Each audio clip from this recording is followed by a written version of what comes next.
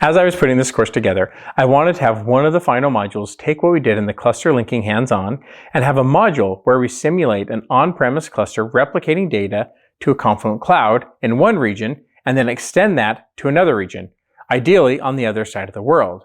Then I came across a tutorial that we have that already does about 90% of that. So here's my challenge to you. I've included a link to the demo that walks you through the process of setting up Confluent Platform using a Docker container and having that replicate to a Confluent Cloud cluster using cluster linking.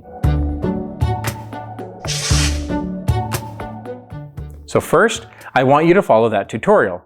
Get your environment set up and replicating data.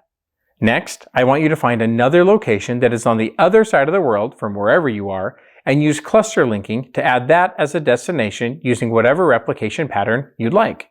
I'd suggest one of the ones that ties the cluster together, like chaining, aggregation, or spoken hub.